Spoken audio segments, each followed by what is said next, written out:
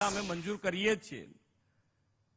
નગરપાલિકાને કોઈ drainage system આખી ઊભી કરવી હોય, એસટીપી પ્લાન્ટ બનાવવા હોય તો એ બધાના પૈસા તો રાજ્ય સરકાર આપવા તૈયાર જ છે।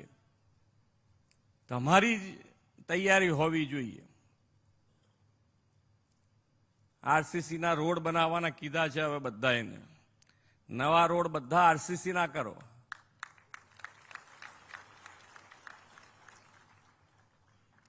કારણ કે ડામરનો રોડ અને ડામરનો રોડ દર વર્ષે બનતા જતા હોય, એમાં 3 વર્ષ કે 5 વર્ષની ગેરંટી હોય, એટલે ગમે તે એક રોડ તો તૂટેલો તૈયાર થઈ જ ગયો હોય ચોમાસામાં।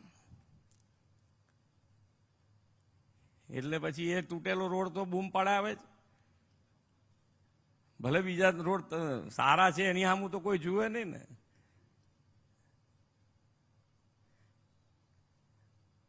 અમારા પ્રેસ મીડિયાના મિત્રો હશે છે,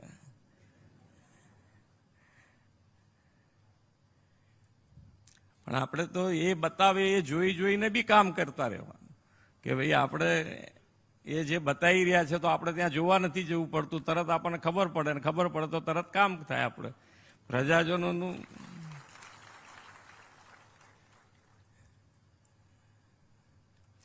પણ હવે આરસીસી જેટલા બનાવો એટલા કેટલા વર્ષની ગેરંટી વાળા હોય છે આરસીસીના રોડ?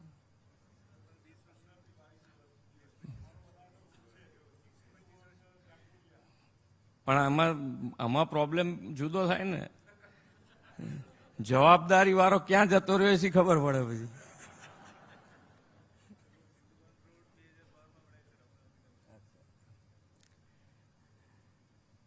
પણ આપણે આ તો હળવા ટોનમાં હું જે કહી રહ્યો છું એ તમારે સિરિયસ પકડીને ચાલવાની વાત છે કે ભાઈ તમે આને મજબૂતાઈથી પકડો કે ભાઈ હવે જે પણ કામ કરાવીએ આપણે, એક તો આયોજનબદ્ધ હોય કે આપણી બધાની ઇમેજ પહેલાં એક અત્યારે આપણે જે સ્કૂલનો જે ડ્રોપ આઉટ છે એ આપણે 37% થી 1% સુધી લઈ આવ્યા ને એમાં આ સાથે સમાચારોમાં અત્યારે બસ આટલું જ। અને અપડેટ સમાચાર માટે આપ જોતા રહો સંદેશ ન્યૂઝ।